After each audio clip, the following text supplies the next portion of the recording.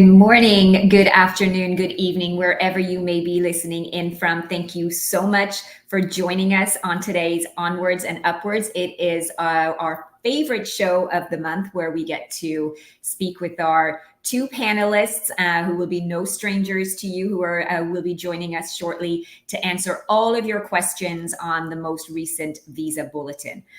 So for those of you who are joining for the first time or who are not familiar, my name is Deirdre O'Regan. I am the Senior Director of Recruitment at AMN Healthcare International. I'm very excited to host today. As I said, this is one of our favorite shows of the month where we get to answer all of your questions, or at least as many as we can in the time that we have. So we've got a great lineup for you today. As well as our immigration Q&A, we are also going to be talking about dream jobs. So we're going to have Joy join us a little bit later in the show to talk about our highlighted jobs for today. So looking forward to that. Lots of great information and locations that Joy will be sharing with you. But again, we are the only organization who offers both staffing and direct hire. So we have opportunities all over the US. So if you have not already, please make sure that you are submitting an application today to amnhealthcare.com/international. Our expert team of recruiters are on hand, ready to assist you. So please make sure as well that you are popping in where you are listening in from. I see Muna from the UK. Thank you, Muna. I see South Africa, Philippines. So continue to do that throughout the show. We love to see where our audience is listening in from. Makes it a lot of fun for our audience as well as ourselves to see exactly where we are.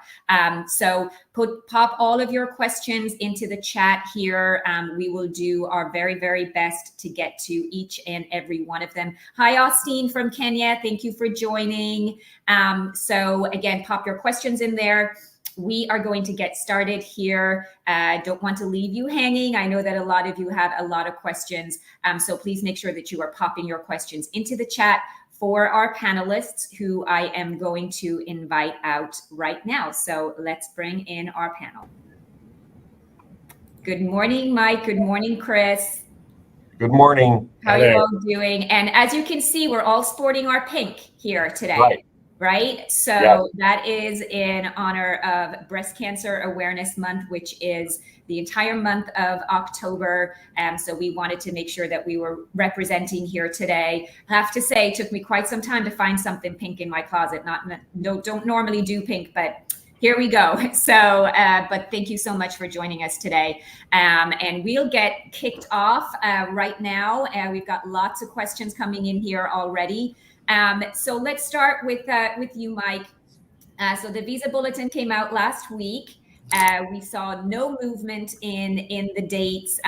So was that surprising, or was that something that you were expecting? Yeah, I don't think that was surprising at all. Last year, they actually alluded to doing movement on a quarterly basis. There was nothing official that came out saying they for sure were going to do that, but that's what they seem to be doing. And obviously this year, no movement. I also think it's just whenever you move the dates forward as far as they did, they've got a lot of cases that had interviews at the consulates and had 221Gs or had to do new medical exams, or all kinds of reasons why they had kind of a buildup there. And it's going to take them a little while to get through that buildup. We've seen a lot of interviews being scheduled over the last 3 weeks. And so I take that as very good news. But the no forward movement should not be viewed as unusual or as anything negative. Perfect. Thank you, Mike. Chris, what was your take on the most recent Visa Bulletin? Were you expecting that? Yeah, no, I agree entirely with Mike. It wasn't surprising at all. In fact, I would be probably a little bit surprised if the December Visa Bulletin moves at all, for the reasons Mike said about because of the tendency or the implication that the government's going to move them in quarterly blocks. I went back actually to last year and I looked, excuse me, and I looked, and EB3 Philippines and all other, of course, were joined at the hip. So in October, November, and December of 2023, so 1 year ago, the priority date for all of those categories was always December 1st, 2021. So it didn't move from October to November, and it did not move from November to December. But in January 2024, it jumped all the way ahead to August of 2022. I'm not sure we're going to get that kind of a jump this time, but that should at least give people some indication that a forward movement in the January Visa Bulletin is, I would say, probably more likely than not. Perfect. Thank you so much, Chris. So hopefully that helps a lot. I know that we're going to get a lot of questions about what are your predictions. So you'll probably hear me asking that question as people cycle in and out of the show. We tend to get that question a lot. So Muna has a question, Mike. If the documents that I submitted expire while waiting for the retrogression, will I be expected to submit new ones once my priority date becomes current? Well, I think it depends upon what the documents she's referring to. For example, a visa screen is valid only for 5 years, and you have to have a valid visa screen at your interview. So if your visa screen has expired, you're going to need a new visa screen. Other documents, birth certificates, things like that, don't have expiration dates on them. So I think we'd probably have to have a little more information. Most consulates don't do medical exams. And the medical exams will be handled by the consulates. A lot of consulates, you do your medical exam after your interview. So that would not be something expiring. So we would have to have a little more information. But reach out to your case manager or your attorney to make sure that you have everything you possibly need for your interview so that you can get your visa as quickly as possible once you're current and actually have an interview. Perfect. Thank you so much, Mike. So hopefully that helps you. We have a question from Miss K. And so here's the first of the questions as to what we think is going to happen in January. But Miss K, I think what she's asking is, can we assume that the waiting time will remain at 18 to 20 months going forward, Chris? I think that's probably the safe bet, yes, that it will remain 18 to 24 months for the foreseeable future. Having said that, it could grow. It wouldn't surprise me over there, if at this time next year, when we're talking in October of 25, if it even gets a little longer, if there's no immigration relief here in the United States, quota relief. But I think for most of 2025, I doubt it would get more than, say, 2 years. Okay, great. Thank you so much, Chris. Stella is asking, what about family-based visa, F2B? When will that move forward, Mike? Well, I do not personally handle any family-based cases, so I have absolutely no idea whatsoever. Sorry. No problem at all. So, Stella. No. Yeah, the other thing too. So we had. Is there's five different family-based cases, the categories, there's all the different countries. It probably really comes down to which family-based case she's asking about. Great. Thank you so much, Chris. We have a question. I am from Pakistan, but living in Ireland. Will living in a European country get me a faster approval? I'll give that one to you, Mike. The answer is no. Your country of birth determines the category you're in. Pakistan would fall under the rest of the world. Frankly, Ireland would fall under the rest of the world as well. You may have a difference in how fast you get your interview, not because you're in another country, but simply because different consulates process at different paces. It'd be faster for you to go home and have your interview in Pakistan. The embassy in Ireland, if you're there on some sort of longer work permit or longer residency type program, will allow you to interview there. But you're going to want to kind of predict where you're going to be when your priority date's going to become current. And if you're on, say, an assignment that your priority date's not going to be current for, say, 2 years, and you're on assignment only for a year in Ireland, then you don't want to pick Ireland as your consulate because you're not going to be there anymore at the time. So make sure you're working carefully with your lawyer and with your case manager to choose the right consulate. But generally speaking, it's not going to make any difference. Okay, thank you, Mike.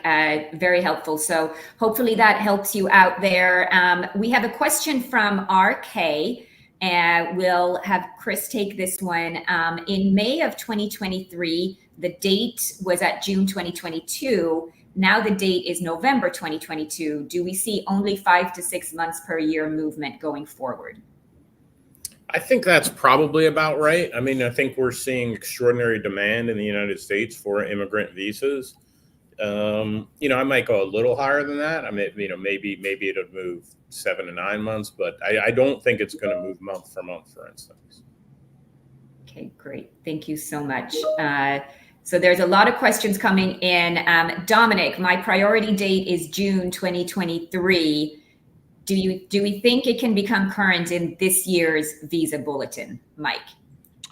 Yeah, I would say it's possible, but not necessarily likely.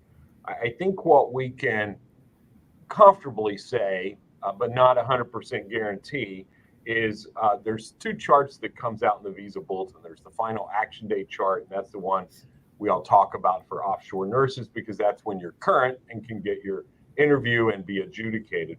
There's also something called the date for filing chart, and the date for filing chart is more often used in the U.S. because that allows U.S. Applicants here on a legal status who have an approved I-140 to file, or even a pending I-140 to file a I-485 and get a work card. That tends to be kind of a predictor of, at least for sure, I'm using that term loosely, where priority dates will move. And that chart is only at March 1st, 2023. So I think it's pretty safe that most of us would say, if you have a priority date before March 1st, 2023, we're very confident that you're going to get current this coming year. To go beyond that, which is where you are, June, you're close though, is going to require a few other things to happen in order to get the dates forward beyond that. So I think you're close, but if I were a betting man, which I'm not, I might be more apt to say October 2025. Perfect. Thank you so much. Umit has a question, Chris. There is no explanation under the Visa Bulletin like last fiscal year, and my priority date is March 23rd, 2023. What are your thoughts around this? It's not common that they put the explanation down at the bottom of the Visa Bulletin, so I really frankly wouldn't read anything into that. In terms of what was the priority date that the applicant said? March 23rd, 2023. March of 23.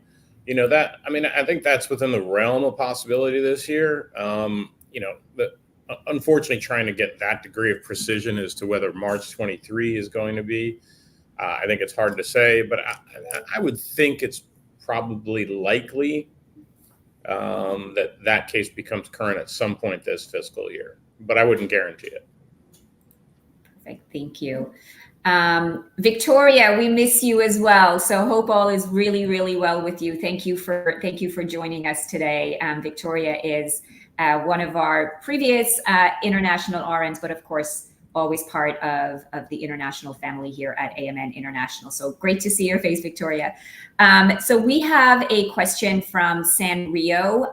Mike, hi, my priority date is April 2023, DQ'd February 2024. My question is, does the DQ date matter in giving ID, even if my priority date is current? Okay, so first of all, the priority date of April 2023 is not current, so you're not eligible for an interview date right now. DQ date does matter. So first of all, if you're not DQ'd, you're not going to get an interview date, whether you're current or okay. Once you're current, then the being DQ'd is extremely important because that's what allows them to actually then schedule the interview. So if you have an opportunity to be DQ'd, you want to be DQ'd.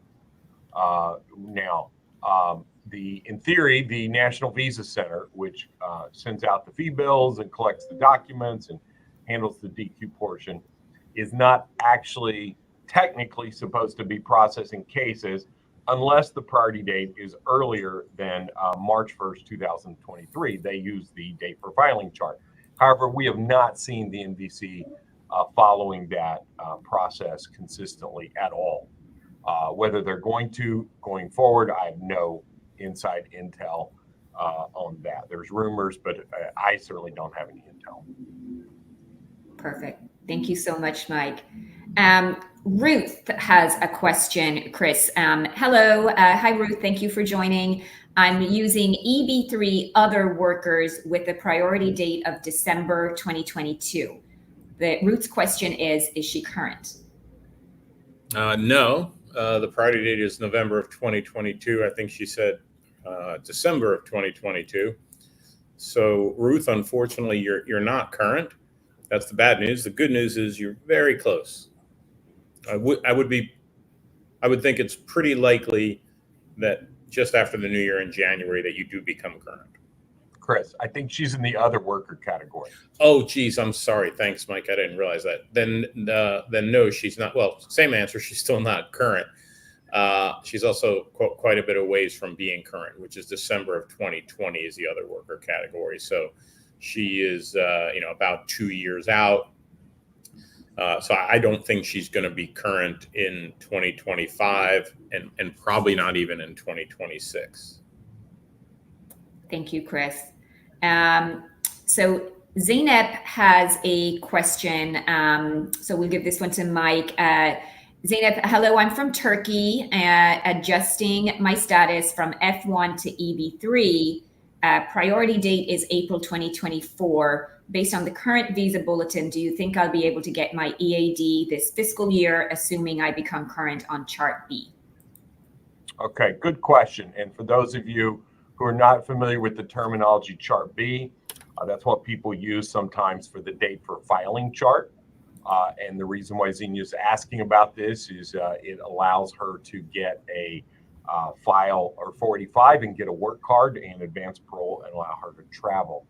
I do not believe that in April 2024 will be current in this fiscal year, which means if you are on OPT and you're an RN and not a med tech, and your OPT is only valid for a year, and there's no way to extend that, then you're going to be looking at options to fill the gap.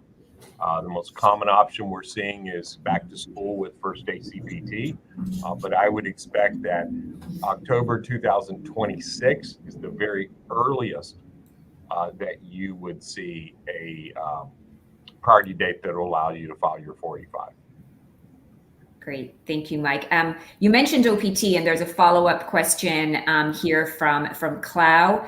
So Clau is an international student with OPT with a U.S. nursing license. Is country of birth important to get a green card EB3 approval faster? Yes. It's not relevant when you're filing an I-140. It is relevant for how long you're going to wait in the priority date queue. So India, China have significantly long waits, and it's not terribly practical for RNs, anyone in the EB3 category that cannot get an H1 to go that route. For everyone else, the date for filing chart is at March 1st, 2023, and your country of birth will be very significant in how quickly you're able to move to the next stage and get a work card. Perfect. Thank you so much, Mike. Charles has a question. The questions are coming fast and furious right now. So Charles is asking, Chris, I applied for my EB3 visa in Ghana, but now in the US on an F1 visa. Can I transfer my case and attend my interview in the US? And the answer is very clearly, Charles, it's maybe.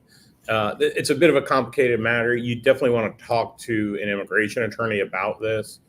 Not only do you have process issues, which is just simply, can you file the adjustment of status in the United States? Process-wise, it becomes complicated. Your immigration attorney will want to see how you entered the United States. Are you current? how are you currently enrolled in school, how long you've been in the United States. So there's all sorts of process and legal issues that are going to be very specific to you. And so that's a question you will definitely want to talk to an immigration attorney about. Great. Thank you so much. Chance is asking a question, and I'll take this one myself. Is it possible to work in any other countries as an RN while waiting for priority date to become current? So the short answer is yes, but you always want to be checking with your recruiter to make sure that the hospital setting is still acceptable and that you're still going to be practicing in acute care. So before you make any decisions, before you move anywhere, please always make sure that you are connecting with your case specialist, your recruiter, to make sure that that we can help you make the right choice, and so that doesn't delay your process any. But yes, you can with approval. Okay, so Jasmine is asking, priority date is December of 2027. Jasmine is an RN from India. DQ date 8th of February 2024. How many days do I need to wait for my interview at USCIS? So we'll give that to Mike. Okay, so priority date December 2007. So your priority date is current, assuming your priority date was picked up on your on your new I-140, and it looked like it said you were DQ'd. So I would think that this quarter, I mean, you were actually current probably even in the summer. So you'd have to see how long you've been DQ'd and which embassy you're going to be at in India, Chennai or where, to determine. But you're clearly current, you're clearly DQ'd. You should at some point get an interview. You may want to reach out to your current attorney or case manager and get some perspective as to, are they waiting 60 days to follow up, 30 days, 90 days, whatever the case may be on your circumstances. But it looks like you are close to being interviewed, would be my take. Well, that's great news. So I saw that question come in a couple of times from that nurse listening in today. So hopefully that makes your day. But thanks for that question. Ola has a question, and I'll ask Chris this one. Does IR1 visa category require to be current when priority date is October 22 and already DQ'd for a United Kingdom citizen? IR1, I assume, is immediate relative. That's not an employment-based visa, and it's also always current. So the question doesn't make sense. Yeah. So I would probably recommend Ola asks her attorney who's working on her case to get the answer to whatever her specific question is, because I'm not sure I followed that question. Perfect. Thanks, Chris. I learned something today. I didn't know that IR1 meant immediate relative once. But there we go. Learn lots on these shows. Josephine is asking, how long does it take for an I-140 to be approved? Hers has been submitted 10 months ago and still waiting for an approval. Yeah, I'll take this one. We're seeing a variety of times, in part because of the fact that different places, different service centers, different other offices even are having I-140s transferred to them. We have some cases that are at about the 14-month mark that haven't been processed. Frustratingly enough, we also have some cases that are being processed at about the 6-month mark. And that's both frustrating to employers who all the cases look identical and filed at the same time, and you get, an 8-month swing in processing times, and I'm sure frustrating for you as well. But keep in mind, your priority date is established from the day your case was filed and received. So with the current state of retrogression, the date of approval is pretty irrelevant, even though we're sure that it causes some consternation on your part. But I would say at the 10-month mark, I would not be concerned at all. Great. Thank you, Mike. So if you're sitting at that 10 months, don't be concerned. That's typical what the timelines are looking like right now. So Amora has a question, Chris. Hello, my priority date is July 2023. I'm planning on getting married in February 25. Congratulations, Amora. Should I move up my wedding date so I can have my husband join me? I would like for us to get an interview date together. Right. Yeah. So a couple of things. One, congratulations. Two, I don't like to give marriage advice on this program. Having said that, what you don't want to do is go to your appointment, your visa appointment, your visa interview, if you have not yet been married. And so if you're paying your fee bill, that's probably a signal that you may want to speed up the marriage so that you can get the fee bills to be paid at the same time. That's going to be the most likely way that you can get the interviews contemporaneously. Thank you, Chris. So we have this question that's come in quite a lot, so I do want to ask it. And Mike, we'll give this one to you. My priority date is 8th of March, 2023. Do you think I'll be current this fiscal year? Yeah, I've seen this question repeated by the same person about 40 times. So I guess in some circles, persistence is a good thing, and other circles, maybe not so much. I'm going to say no. Okay, thank you so much, Mike. I appreciate that. So Patience is asking, Chris, how long does it take for adjustment of status? I'm in the USA already, and my priority date is July 2024. July 2024. Well, for you, it sort of is irrelevant, because if your priority date is July of 2024, the Visa Bulletin says that you shouldn't even have an adjustment of status pending. So what you're going to need to do is look at chart B, which Mike talked about maybe 15 minutes ago, which right now is March of 2023. So when that gets to July of 2024, which frankly probably isn't going to happen for a year, then you would be eligible to file your adjustment of status. Then the next thing you need to do, once you have it filed under chart B, is to look at chart A, because your case cannot be approved until your chart A is current, which that one is is November of 2022 right now. And since you're July of 2024, that's nearly 2 years.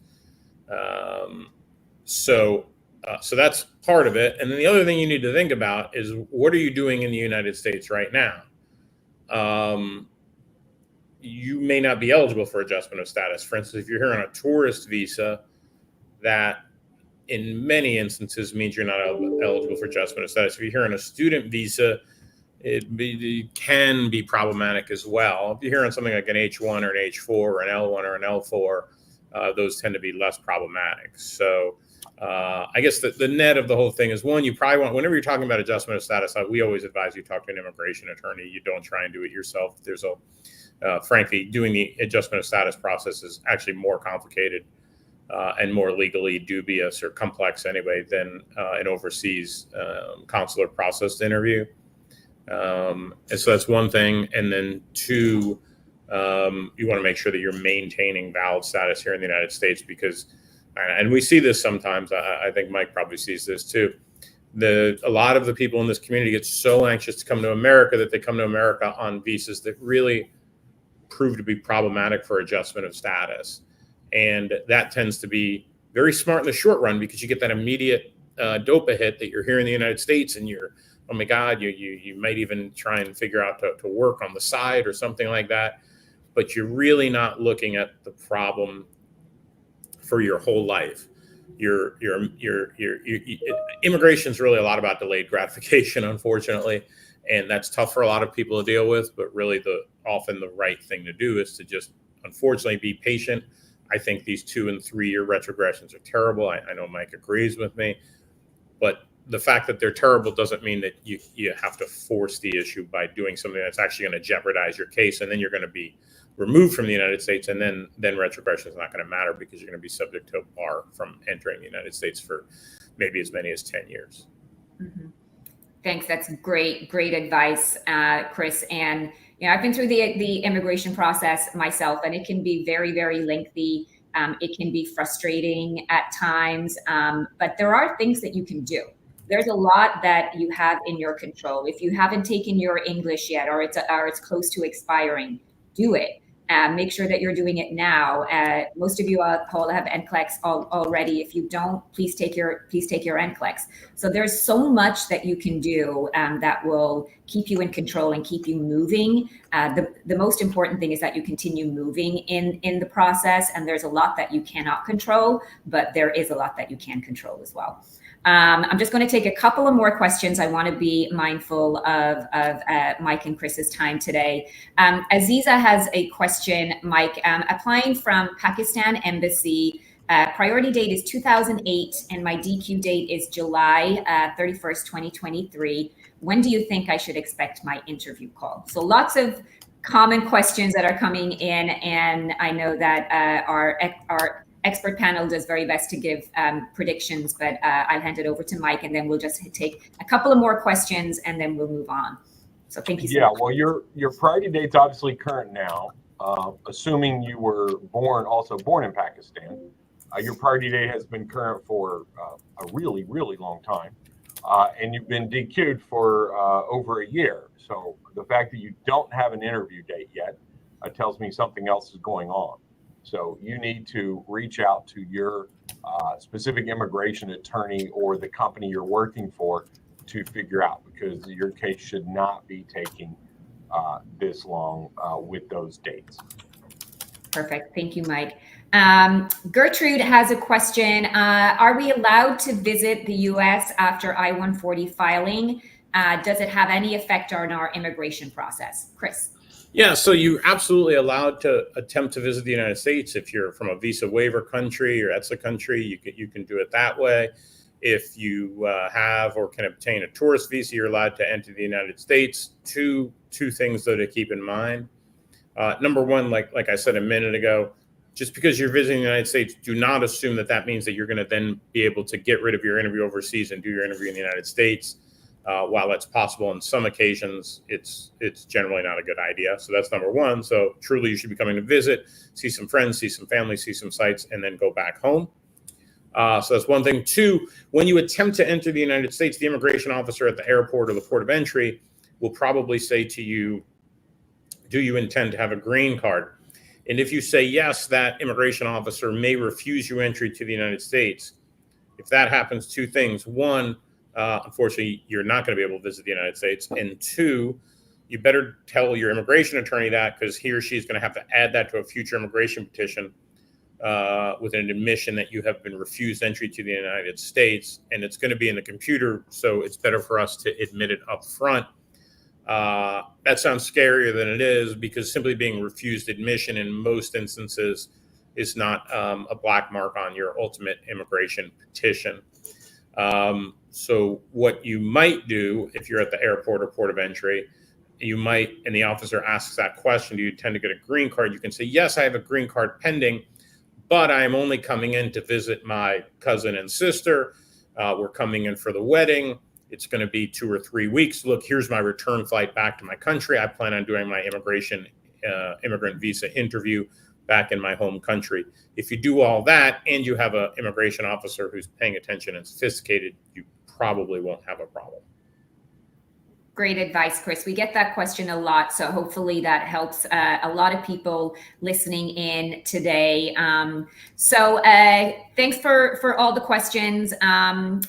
Any final words that you want to leave our audience with, Mike, until we meet the next time, hopefully next month?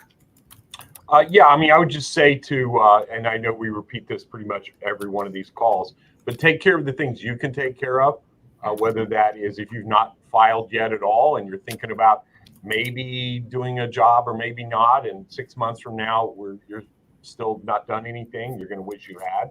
So move things forward, take your NCLEX, prep for your English test, take your English test. One of the things with retrogression, as long as it is right now, it opens up some opportunities for some overseas bedside assignments if you cannot get bedside where you're at right now.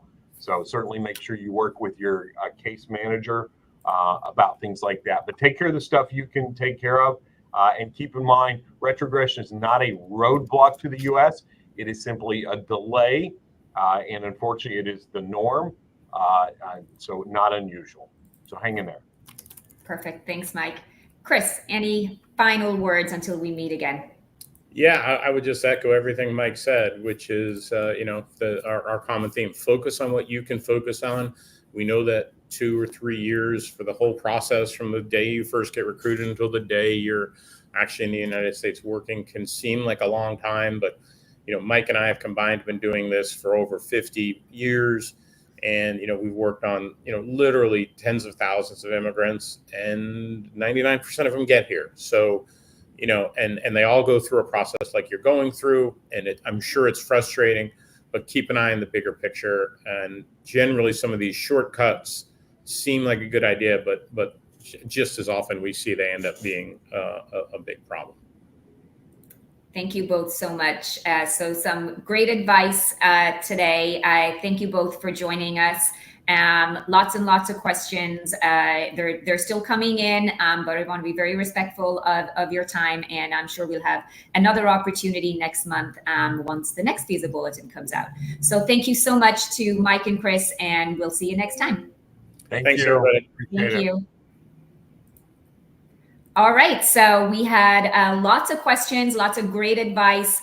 I love what Mike and Chris always say when we're wrapping up our immigration Q&A, and we say this all the time, is control what you can control. And yes, retrogression can be frustrating, but it's just a delay. And the longer you delay yourself, then the longer it's going to take for you to get here to the US. So action today. The one thing that you can do today is submit your application if you have not already. Choose a placement that maybe checks 9 of your 10 boxes, right? So we can work with you. We have opportunities across the United States. Your best opportunities right now are going to be in staffing, because that way you can secure your priority date very quickly. So as soon as you've got all of your documents together to file that I-140, we will file that I-140 for you, and that locks in your all-important priority date.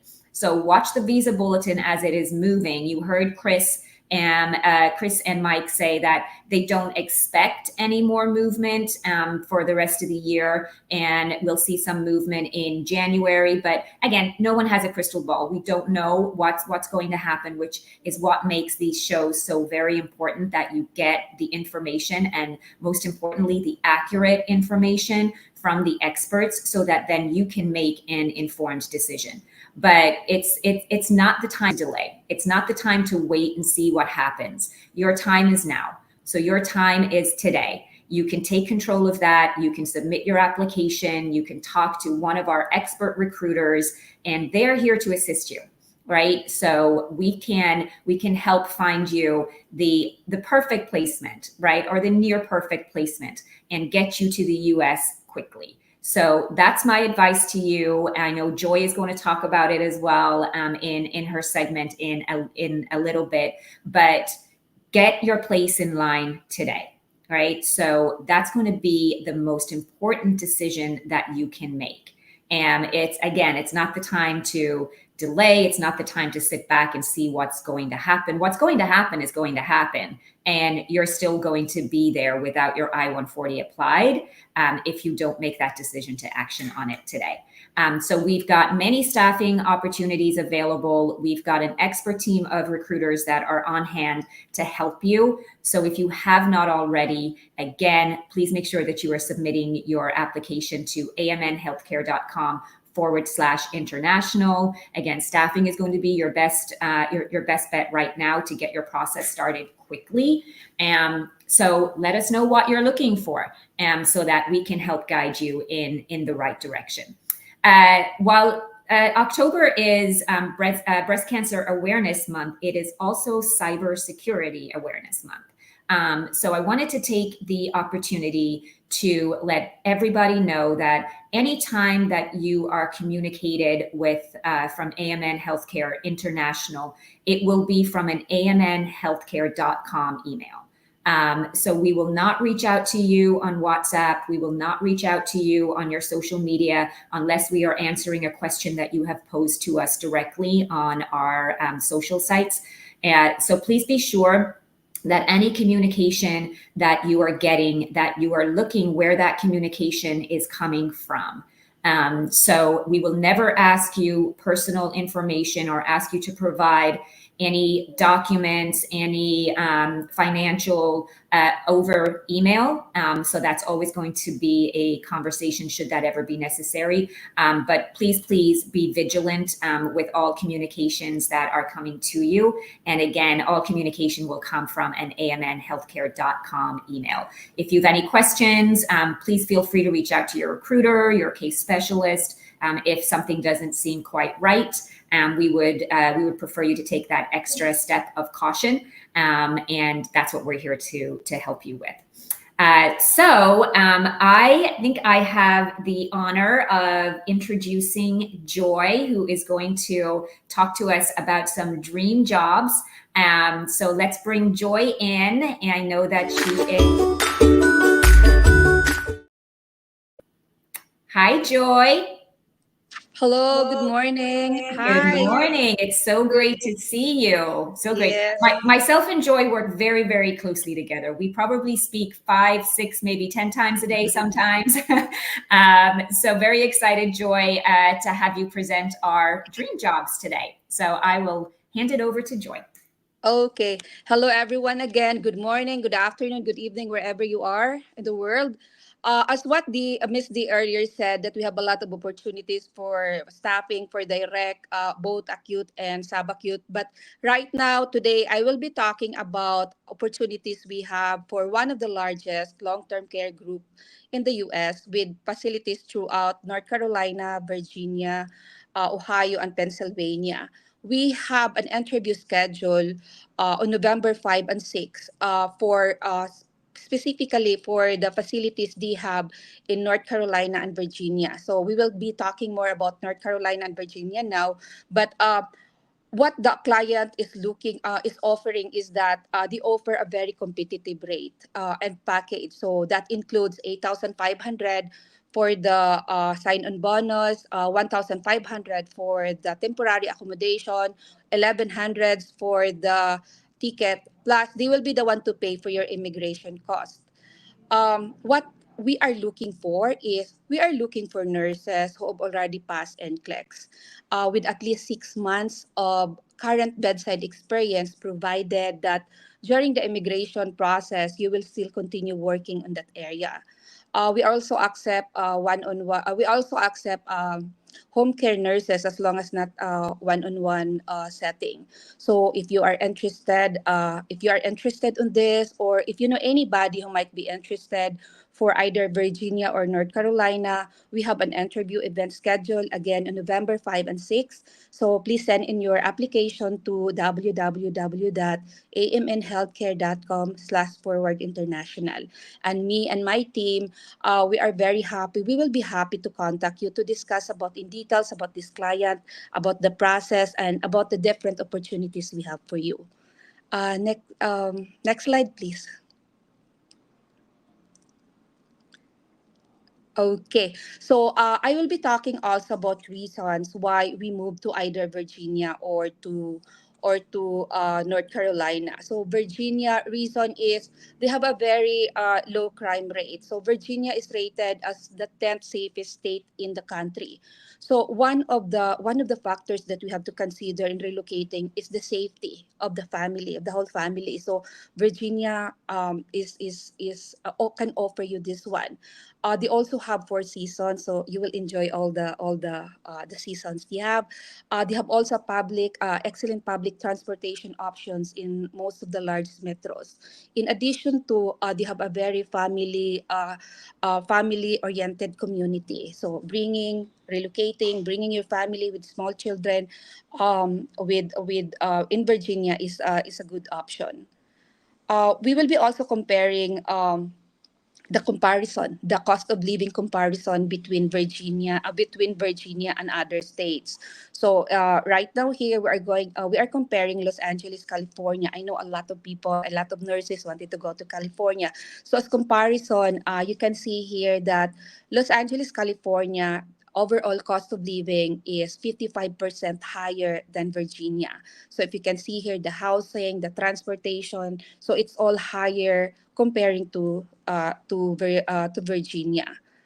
Also, we can do a comparison for another city, New York. That's another cities that a lot of nurses wanted to go, but it is 140% higher. It is 140% higher than the cost of living in Virginia. So your money is has more value in Virginia because the cost of living comparing to the two states, because the cost of living is very reasonable. Next slide, please. Okay, so we'll talk also about reasons for North Carolina. So reasons to move to North Carolina. So good education, that's one. So I know a lot of nurses, a lot of you wanted to go to US because for the future of the children. So it will start with a good education. So North Carolina, there's a lot of good universities and schools in North Carolina. The low cost of living as well. So for the low cost of living, it's very reasonable. The cost of housing market there is very affordable. So and housing is one of the biggest like expenses when you move. So it's very affordable in that location. Plus strong economy. Although both the Virginia and North Carolina have strong economy, so it means there's a lot of opportunities. Nurses, the spouses or the dependents who are not into healthcare, so you can find a lot of opportunities in other industry with both locations.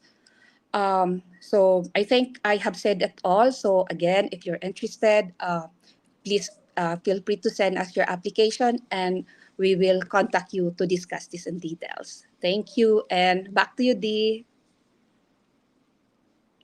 Joy, thank you so much. So again, exclusive interview events are November 5th and November 6th. So Joy's team is on hand to accept your application. So please get them in today for these amazing opportunities. And thank you so much for sitting in, Joy. Great to see you. I'm sure we'll be talking today. Yeah, for sure. I'm sure we will. Thank you, Joy. Thank you so much. Also. Awesome.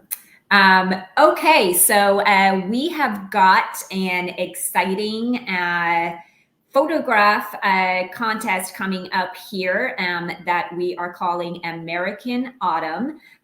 So very easy. What have you got to do? You just, one, take a photo, right? You submit it to www.kineticsusa.com/contest.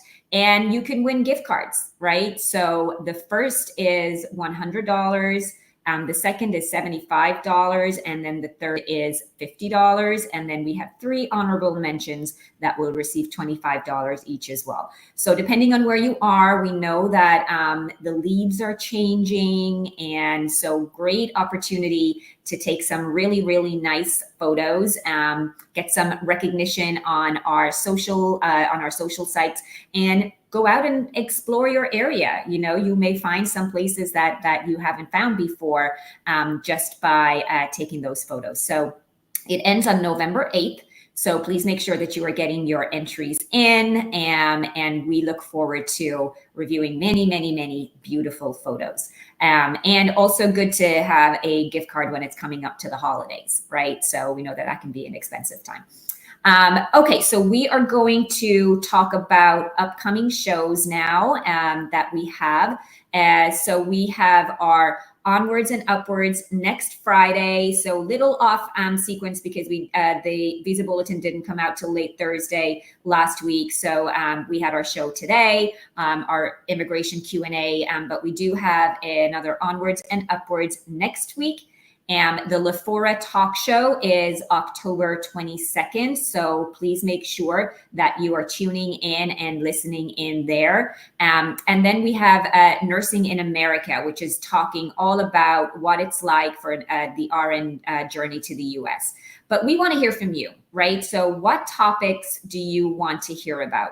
We know that we get a lot of participation in our monthly immigration Q&A, but what else do you want to hear? So please make sure that you are sending us your suggestions either in the chat here today, if you are still on our social sites, on anywhere at all that you can communicate with us. We'd be very, very happy to host a show with what you want to hear about, right? So that's going to be very, very important.